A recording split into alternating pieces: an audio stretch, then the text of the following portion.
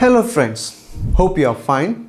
Today we are going to learn from chapter 2 of physics, laws of motion. In this session, we will discuss about topics momentum, Newton's second law of motion, mathematical formulation of second law of motion, momentum of a moving body. We know that a cricket ball is much heavier than a tennis ball. Suppose we throw a cricket ball and a tennis ball both with same speed or velocity. It will be found that more force is required to stop the cricket ball which has more mass, and a lesser force or less force is required to stop a tennis ball which has a less mass. So we conclude that the force required to stop a moving body is directly proportional to its mass. From the observation, we can say that the force required to change the state of motion depends on the mass of the object. Now, if we throw two tennis balls of same mass at different speeds or velocities, it will be found that more force is required to stop that tennis ball which is moving with a higher velocity, and less force is required to stop the tennis ball moving with lower velocity. So, we conclude that the force required to stop a moving body is also directly proportional to its velocity. From the observation, we can say that the force required to change the state of motion depends on the velocity of the object. There appears to exist some quantity of importance that combines the object's mass and its velocity.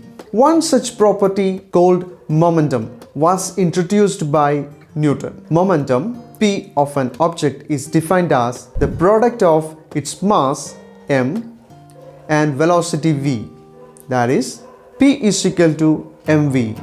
The momentum has direction and magnitude. Its direction is same as that of the velocity.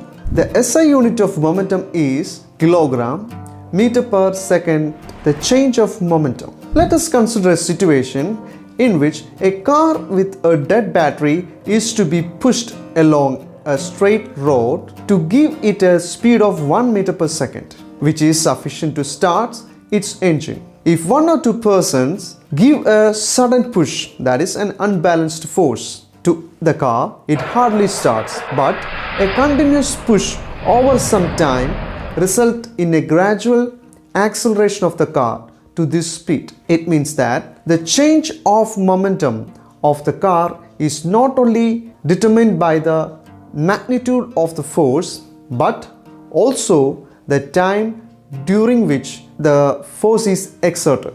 Newton's second law of motion.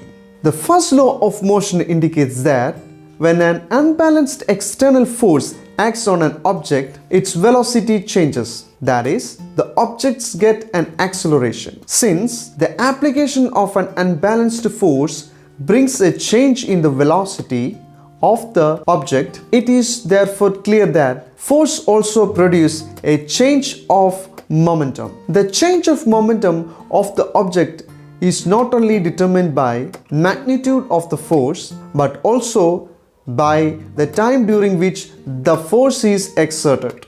It may then also be concluded that the force necessary to change the momentum of an object depends on the time rate at which the momentum is changed. The second law of motion states that the rate of change of momentum of an object is proportional to the applied unbalanced force in the direction of force.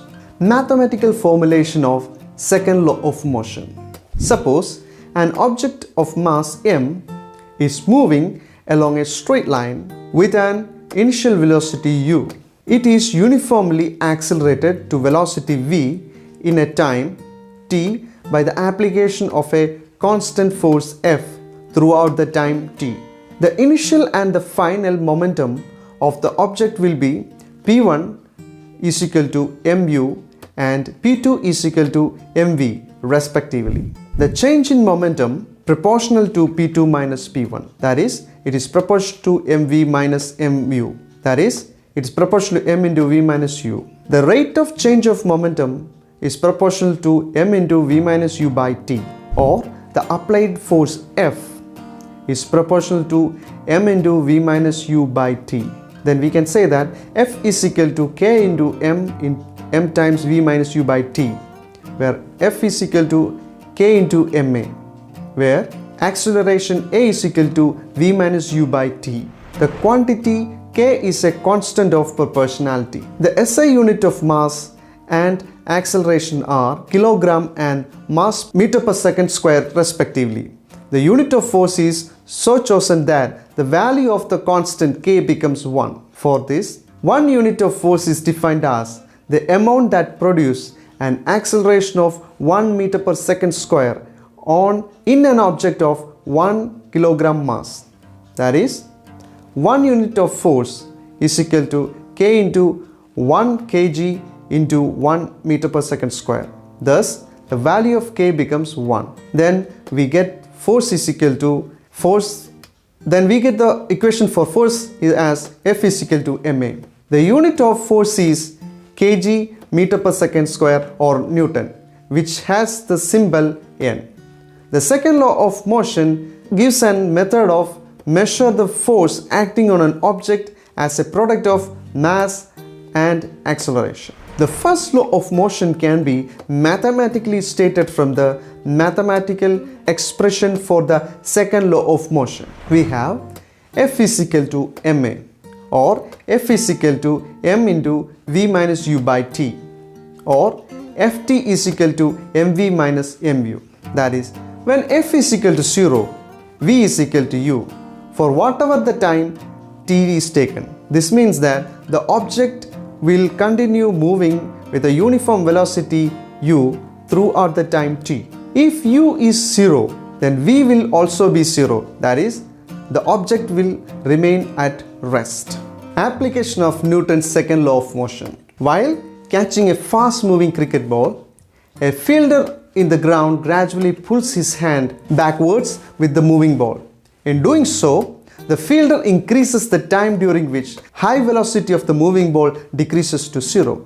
Thus, the acceleration of the ball is decreased, and therefore impact of catching fast moving ball is also reduced. If the ball is stopped suddenly, then its high velocity decreases to 0 in a very short interval of time. Thus, the rate of change of momentum of the ball will be large. Therefore, a large force would have to be applied for holding the catch that may hurt the palm of the fielder.